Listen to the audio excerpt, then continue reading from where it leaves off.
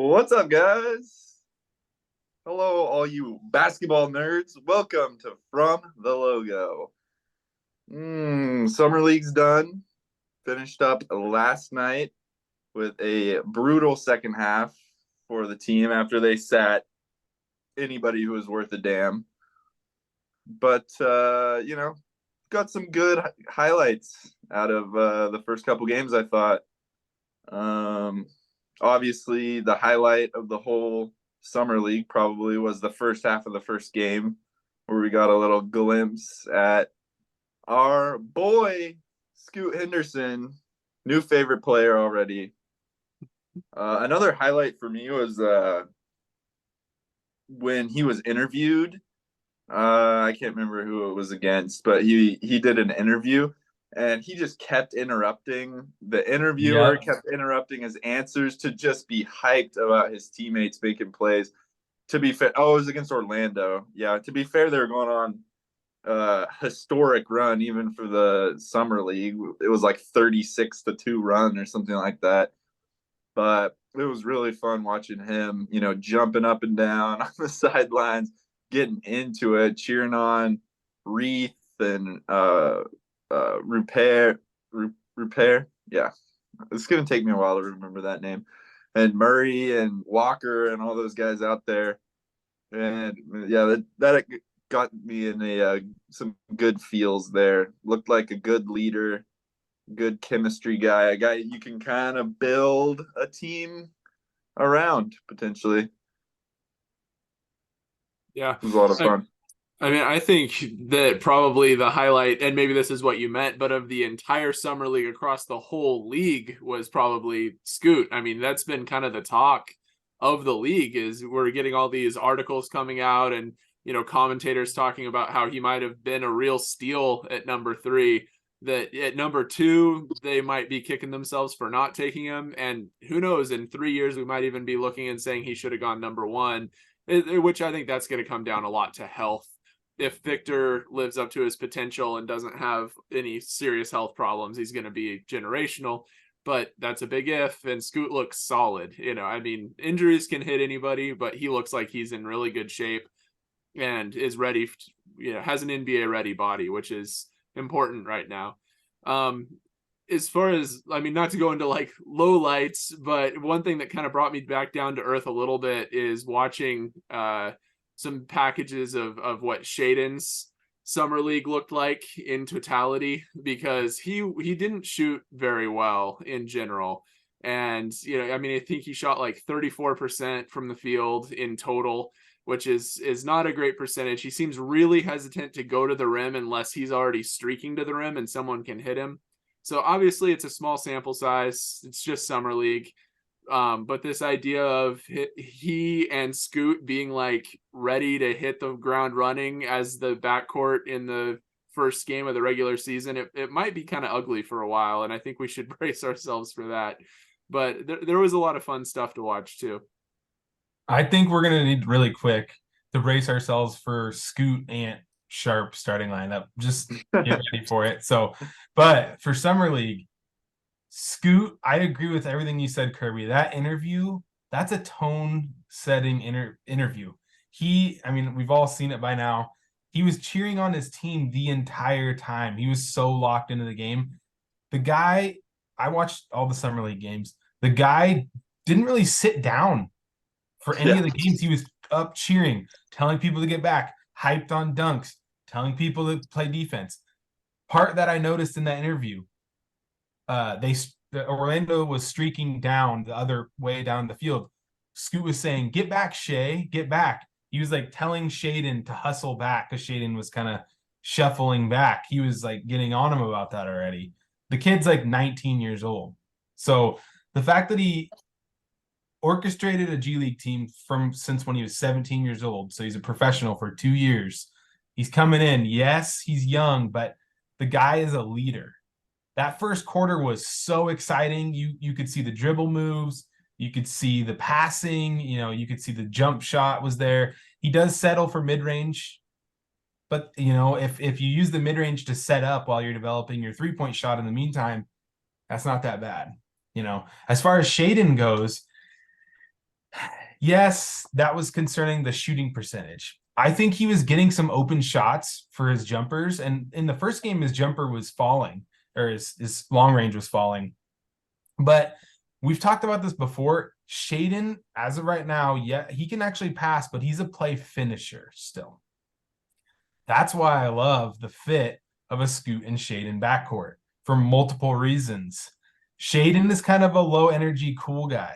He's kind of like, I'm more talented than everyone, and it flashes sometimes, but Scoot is like a let's go, let's go, let's go, let's go, hype everybody up. Okay. Scoot is going to bring the energy up.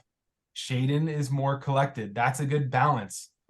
Scoot can dish to Shaden because he's more of a pass first guy. I mean, he can score too, but Chauncey Billups talked about it in an interview. He said he told Scoot a point guard who can score versus a scoring point guard. And where have we seen a scoring? Where have we point seen guard? a scoring point guard, right? Dame.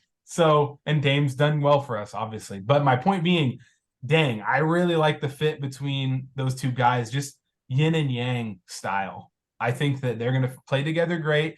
I wish we would have been able to see more chemistry build from those two because DeVoe, he was kind of a revelation in there. He's going to be playing for the Rip City Remix. He's still not really a true point guard like Scoot is. He kind of looks for his own shot. He did make some cool passes. He had a nice behind the pass, but he's still kind of a score first guy. And when that's with Shaden, there wasn't a lot of playmakers in the game. Chris Murray's not a playmaker.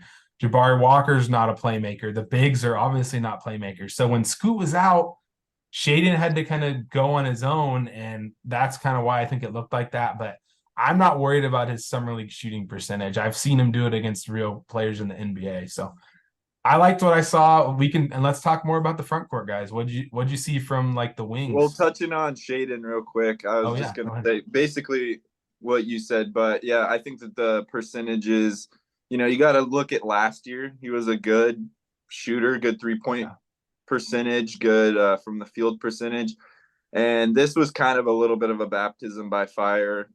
As soon as Scoot went out, he was the go-to, playmaker, the go-to guy with the ball in his hands. And so his shooting percentage did suffer at times because he wasn't the play finisher, he's the play creator, as you stated. But in in crunch time situations, there were several times where they put the ball in his hands and he went and got a bucket. And he did that last year at times too when the Blazers were tanking. Yeah. And he was one of the only options. He finished the game, for the Blazers with big plays, big shots, athletic moves to the hoop. And that's what excites me the most about him. I've seen enough of that now to think that he really could be a go-to offensive player. Like, he looks like the type that you need a bucket when the clock's dwindling, you put the ball in his hands and he's going to get you a good look. He seems, like he's got the mentality of being able to hit the big shot, to take and hit the big shot. He gets to the hoop several times at the end of what I think the second game, I'm pretty sure. Got to the free throw line, did miss a couple free throws, but yeah, that ability to kind of put the ball in his hands, go get a bucket, get out of his way. He seems like he's got all the tools to be that kind of guy. Maybe not be, point or like a point guard type of player, like a James Harden. You don't want the ball in his hands all the time, but that's why you have Scoot there. And like you said, Colton, I think that those two could play off each other really well. But yeah, regarding the front court, Jabari looks solid, I thought, for pretty much the whole summer league. He still, isn't the greatest finisher around the rim. He gets blocked a lot. It seems like I've seen him get blocked a lot on his takes to the rim. But great rebounder, great hustle guy, pretty much all you could ask for in that. And then several of the other guys too. I mean, I think Murray came into his own. He was hitting his shots. He looked like he could be a great option off the bench for him. And then the duo of Reith and Baji, those guys both looked like they could be solid. I'd be interested in seeing either one of those guys on the Blazers for a spell and see what they can do. Luckily, we're in a position, luckily and unluckily, where we can kind of experiment a little bit. Yep. Yeah. And I think we're going to need to, because there was some interesting things that we saw during the summer league that I'd say there's a small percentage chance that they translate to the real NBA, but it might be worth a shot at this point because we don't really have that much to lose. So, things like Chris Murray's an interesting one. He is still so young, and he looks young when he has the ball in his hand and when he's shooting, but he's got a pretty good looking shot, and some of them were going down, and I have some interest in him. I'd like to see them try to develop him a little bit. Might be, I don't know, we'll see how the minutes are looking and everything. That might be kind of a garbage time situation, but who knows? We might be playing a lot of garbage time this year. It's very possible. So some of those guys might get minutes anyway. I definitely think on the big side, we still have some holes to fill, as far as like the biggest guys on the floor. Walker, like you said, he doesn't really play above the rim. He plays more kind of below the rim most of the time. Sometimes he kind of reminds me of like Kevin Love or something like that, like 4 offensive rebounds and a score on each possession. Because they're his own offensive rebounds. But I do like his like tenacity and how hard he plays when he's down low. He's just not, I think that when you get those guys that are really good defenders that play high, he's going to have issues with them. And I didn't really see anyone over 7 foot that I thought was going to be a big NBA splash guy. Butler didn't really play a whole lot of minutes.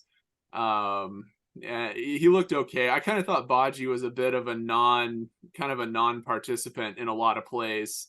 So yeah, I mean, we've known for a long time that's kind of our biggest hole, and that's who we need to go out and trade for, hopefully, anyway. But yeah, the young guys, I thought the wings and the guards were more exciting than the centers and power forwards. But yeah, we have some experimenting to do.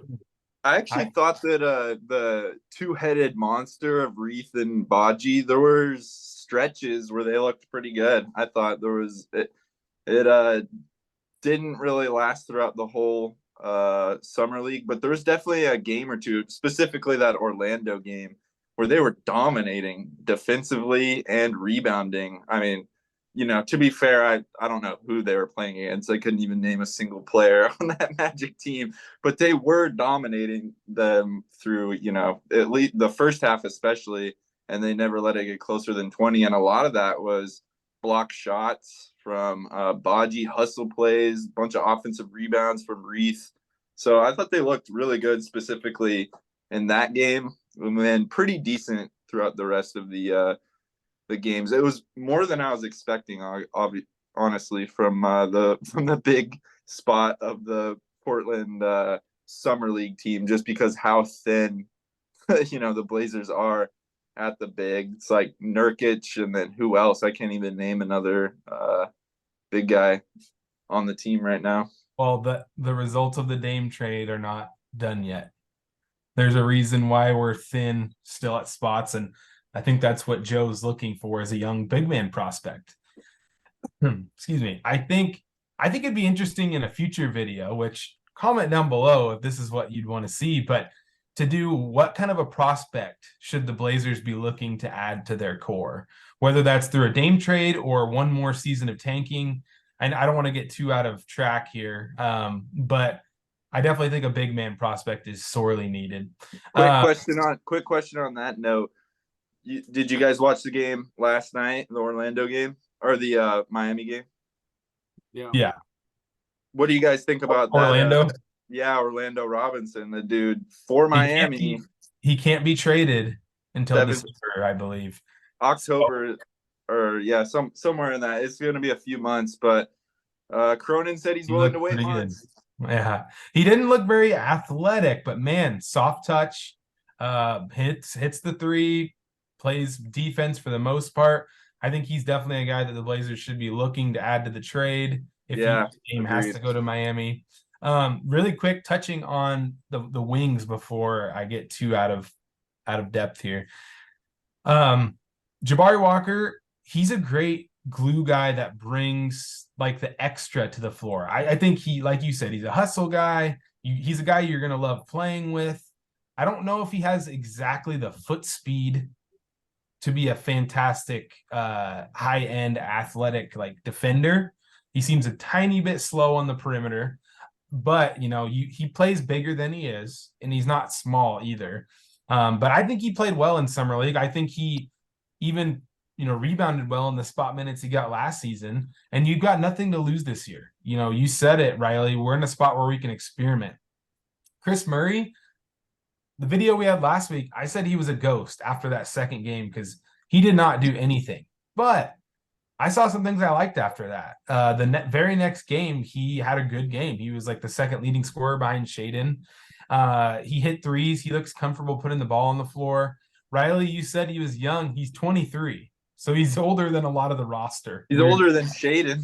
He's older than Shaedon. He's older than Scoot. He's older than a lot of the young guys. Is he older than Ant? He might be older than Amphrey. He's the same age. Yeah. So this might be shocking. He might be starting. You said he might be getting minutes. He might be starting. Look at our wing. Look at the 3 spot if Grant plays the 4, which we've talked about how we want Grant to play the 3 just because he's not a good rebounder. We think he can play the 3. If Grant plays at the 4, Chris Murray, if Nasir Little doesn't come in and take the reins in this training camp, Chris Murray might be the starter, depending on the Dame trade. So you might be seeing a lot of Chris Murray. Yeah. What about that 3-guard lineup? Well, I said he might. I do think that's going to be the end result is Dame, or not Dame. Oh, look at me. I messed up. You wish. I'm used to saying Dame is the point guard for the last 12 years. It's just an automatic thing. Scoot, Simons, Shaedon. I do think that will end up being the starting lineup at the beginning of the year. They might look to trade Ant halfway through the year after they raise his trade value. But long story short, Chris Murray could definitely be a player. He definitely could be something. He's not going to be the superstar offensive player that probably creates his own shot all the time off the wing. But if he can give you even 80% of what Keegan Murray can give you in Sacramento, that's a player you love to have at pick 23. So yeah, I liked it. I like the wings. The bigs, Baji was disappointing. In my opinion, I thought Reith was actually looking better than Baji for the most part. He's 27 though. So, and he's not that high of a ceiling of a guy. I think he's just kind of a guy. I think they're both just kind of a guy as far as right now goes. And you're really right, Riley. There's that pit behind Nurkic. Not very promising. No young bigs in the pipeline. I think that's what Joe's on the lookout for, either at the 4 or at the 5. Something needs to be found there as far as prospects go. Or if worst comes to worst, you have one more tanking year, because I think what's going to happen is this year's going to be a lottery season, one more at least. You need to focus on that big, adding that big to the young core. We're going to see what happens this season. We're going to see what happens with the Dame trade, because the roster could look a lot different. I texted you guys this. Last year, we had these videos where we broke down the depth chart for the Blazers and who we thought would start at every position. If you guys remember, the point guard depth chart video was really easy to make because it was Dame and nobody, it wasn't even that hard to make. But now we don't know what the depth chart's going to look like. The roster is not finished. There's open spots still because we're waiting on the Dame trade. So we're going to see what the rest of the roster looks like. I thought Summer League was fun to watch. There were some things that popped out on the screen for sure. And, some of the extra guys were there. The backup point guards, I couldn't tell you either of their names besides DeVoe. They were just shot chucking. You go down the roster and, there were some hustle guys in there as well. But really what stood out is, you're right, the guards, something we're used to. Yeah, G. Nathan Williams didn't do. And there was a few guys that looked decent towards the end of last year that didn't do anything in Summer League. But what about Repair? Repair was up and down. He looked like he has a potential, but very, very unpolished. Raw, yeah. He had some good moves. Like he had a couple like crafty moves, but then he blew like the layup, missed a bunny. He showed some signs of ball handling and then some signs of losing the ball with the slightest of pressure. It could be a Batum situation. A lot of people have compared him to Batum. Batum had an awful Summer League. Awful. And he ended up starting that same season and was good from then on. Repair, I'm not gonna say he's gonna start, but he has potential. It definitely has I the point of think Murray. I think Murray has more, a higher likelihood of getting minutes Oh, than Repair this for season. sure. I don't know if I see him. I don't know if I see Murray starting, but I think he will get good minutes off the bench. I kind of see him being one of the first options off the bench just because of his shot making ability, his size, that sort of thing. But I guess transitioning now, as we were talking about, to the looking for that big man prospect. I don't want to like harp on this too much, but just quickly to touch on it again. Orlando Robinson averaged 25.8 points, 9.3 rebounds, 57% from the field, 35% from three, 82% from the line for his summer league. So he had a great summer league, maybe the MVP in the MVP Cam discussion Whitmore. for summer league. Cam Yeah. Whitmore was the MVP, which of course he was so close. Yeah, I know. Oh. Yeah, he's looked really good. But yeah, that would be a prospect that I think would open the door more for the Dame trade. I don't really foresee the package being like centered around him. But if he was another throw in, another piece, hopefully with one or two other great young prospects and some good picks that's what we would hope to get from like a Miami trade. That's probably about as much as we could get. But Colton, you wanted to do this. Talk about if we could trade Dame anywhere, if he got rid of his stupid little list of one little list, his tiny list that has one thing on it. His one bullet point. Where would you get? What team would you send Dame to, and what would you like in return? Keep in mind that if you send him to a Western Conference team, he's gonna come play in Portland like 2 or 3 times, and torch the Blazers, tear their hearts out. So that's I'd like to send him to the East Coast if I could, but there's as far as prospects go, teams loaded with assets, it kind of falls more in the Western Conference camp. Colton, looks like you got something to say. What's your dream trade scenario here? Well, my dream trade scenario is, getting somebody that's just unattainable, right? This trade scenario is going to be, you could actually see it working, but it's not going to happen because Dame's being Miami or bust. But this could be the best for both sides if Dame would just not, break out of his shell. Let me show you. I want to see what you guys think of this one. So, oh, you got it dialed up. I got it dialed up. I got a visual aid for us as you've been thinking about this one. No, I haven't been thinking about it like that. But let's see what you guys think. This is kind of something I crafted quickly. So what do we say we need? A forward prospect or big prospect? Okay. We don't need to guard. Now, when you look at this, there's going to be a lot of names on here. That's mostly just for salary matching. I will break down the trade right now. Ben Simmons. No. So. Yeah. It's funny that this is the Raptors because we went all summer hearing how the Raptors fans were like thinking they were guaranteed the 3rd overall pick, which was Scoot Henderson, right? Because they wanted to trade Siakam or even OG for the 3rd pick. And so we heard Raptor fans all summer being so unreasonable. Here's why I think this works. The Raptors are getting Dame. Listen to their starting lineup, and you tell me if this does not sound like a contender. Dame, Gary Trent Jr., OG, Siakam, Jakob Poeltl. That's a really, really well-fitting, good starting lineup. They got size around Dame. Size around Dame. Defense, playmaking. They have every single piece right there, ready to go. They just need to fill in the bench because we're kind of gutting the bench with this move. But that's a contender, in my opinion, right off the bat, like just with their starting 5. The Blazers, they get the Duck, Boucher, but he's not the prize. He is some size. We could plug him in there. You got Scotty Barnes here. Okay. That'd be a great pairing with Shaden and Scoot. The fit is a little tiny bit questionable because of the shooting concerns with Scoot not being that great of a shooter yet. He's working out with Steph Curry though. You know, I don't put past him to improve his shot. Scotty Barnes is not that great of a shooter, but man, would that be a great like playmaking, defending, athletic young core? You know, adding Scotty Barnes, 6'9", great ball handler, brings the defense, brings the passing. Like, I don't think this is that crazy of a trade, like out there of a trade.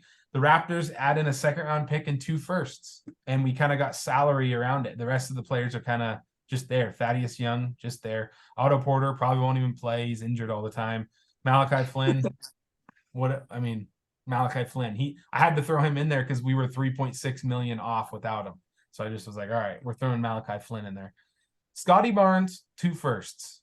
So I didn't add a ton of firsts, you know, because Scotty Barnes is a good young prospect. So you take away, I might even do it with just 1 first, which sounds kind of crazy. But Scotty Barnes is a great prospect. What do you guys think? I mean, I don't even think this is that crazy of a trade from the Raptors side. Like, Raptors fans are gonna be like, no, we're not giving up Scotty Barnes. Well, you would probably be a contender if you did this trade. I'm just saying. So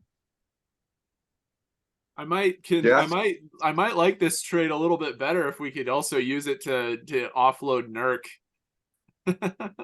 maybe you could do a 3-team deal. This is just the Yeah. Dame side of it, you know? Yeah, no, there's things I like about this one. I feel like we're still playing a little small with the lineup here. You know, I mean, some of these guys play a little bigger than they are, but we still don't. Here's one thing to consider is that the league is potentially about to change a little bit with Victor and some guys that look a lot like him that have been coming into the league with a lot of talent and a lot of length. Chet Holmgren, by the way, played amazing in summer league. Just saying. Yeah, he did. it's sort of becoming a new archetypal player that a lot of teams are going after. It's like the big man's back because they're talented now. And so, you know, we're seeing a little bit more of that. And so I'm worried that a 6'9" and 6'9" front court, you know, with Jeremy at the 3 might just get outsized a little bit. But well, this isn't Chris Boucher isn't like my starting center prospect. He's just included in there, 1 for salary, 2 for like a big man depth. Scotty Barnes is the prize, and then you're obviously still looking for that big. Yeah, I think that's plenty of size because the main thing is you're not dealing with 2 point guards here. You'd have Scoot, you'd have Shaden, and then, you know, he's 6'6", 6'7". And then you got 6'9" small forward and 6'9" power forward. You just need a big guy and plug and play. That's a big team right there with a lot of defensive ability, no weaknesses on that side of the ball. And if they can get the offense flowing, like you said, there's a little bit of maybe gaps in the shot making there. But I mean, you still got Jeremy, who's a great shooter. Shaden's looking like he could be a potentially great shooter. So yeah, you kind of got a great mix of athleticism, defense, and offense with that lineup. I like it a lot. Yeah. I mean, again, it's probably not likely. Dame's probably going to Miami, but I just wanted to talk, like, what if we could send him to the East, get a good young prospect to a team that could contend relatively quickly? This is a good move. I mean, I don't know. They did it with Kawhi, who was disgruntled. They traded for Kawhi. What if they do it again? You're right. Yeah, as far as on the Raptors side of things, it's a steep price to get Dame, especially if Dame's saying he doesn't want to come. But I do think that I sort of feel like Dame will end up in Miami. I'm not saying he won't end up in Miami, but I'm also saying that there's a chance he could be posturing a little bit, that if he did get sent somewhere else in a situation like this where he could really compete, you know, I think he would probably accept it for what it was, still make his, you know, $200+ million playing in a situation where he can be more competitive. It's kind of everything that he's asked for. What do you guys think? Are there any places you'd trade Dame to? Maybe not constructing the trade, but like young players you want to add to the core that we could get? Like maybe center prospect, maybe like Jared Allen or something, like somehow. Yeah. My first thought is that my goal would be to try to just accumulate picks that are as high as possible on teams that maybe are going to do very poorly, which probably isn't going to be the team Dame goes to. So it has to be like a 3-4 team deal, or a deal where maybe the team he goes to owns some picks that are, belong to bad teams. Because there are some guys coming up. I know we've talked a little bit about how next year's a lean draft, and it is, but there's a couple of guys in the top 10 that are like 7-1, 7-3 that Who's look zealous? really, really talented. Yeah, I there's mean, a couple we got a guy in centers, here bigs. who's being touted as like the next Pau Gasol, from Spain, European player. Yep. That pairing something like that with the raw athleticism of Shaedon and Scoot might be pretty fun to watch. And so Yeah. that's kind of where my thinking is that if we could get some very young guy who's on the same timeline as Scoot, that is over 7 feet tall, very athletic, and hopefully not showing signs of injury prone, that would be the most exciting to me. I think we're going to get that with our own pick this year. I think we're going to be down one more year, adding one more high lottery pick. And then you look at the future core, Shaedon, Scoot, Ant, whatever, however that boils out, whatever you get for Ant and that young big, you're right. I agree, Riley. A few teams come to mind for me, looking at actual young prospects. Neither one is a perfect fit. I don't love either one. They're both conference teams, which I don't like the idea of sending Dame to a conference team.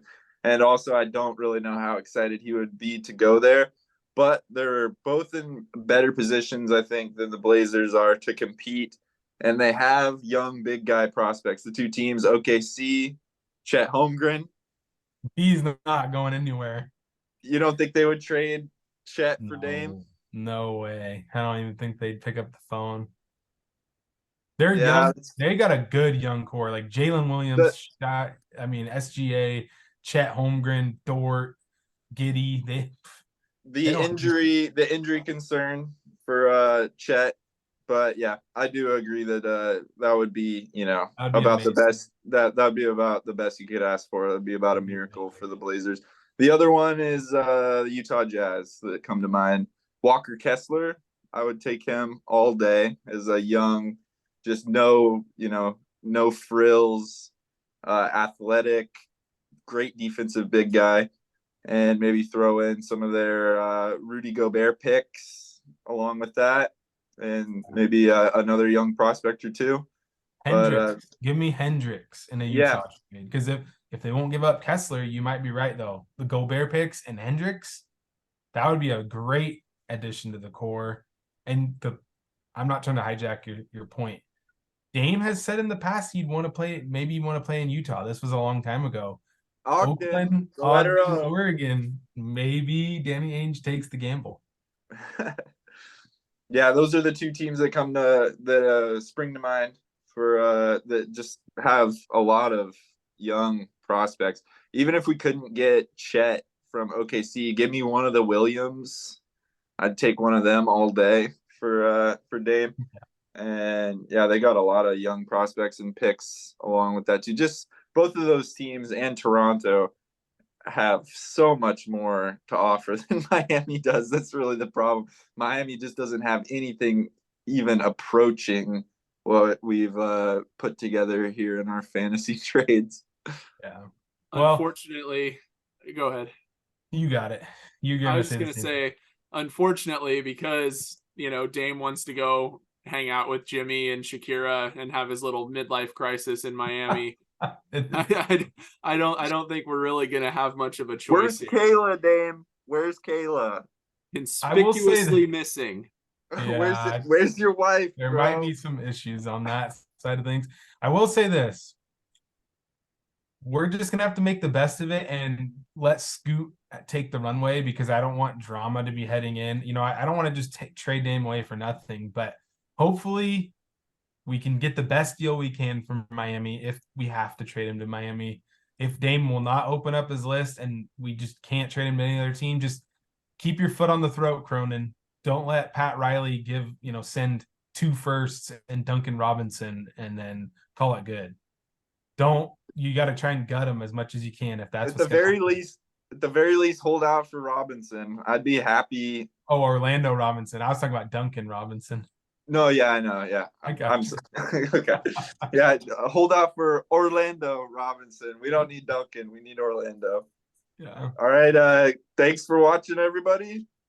We'll be excited to see what happens the rest of the offseason. I suppose next week we'll maybe kind of take a look at the rest of the league for the first time in a few months. There's been so much Blazers news that we've been pretty dialed in on them.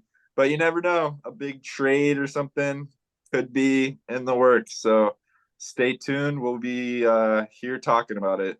Thanks for watching, everybody. Bye. Bye.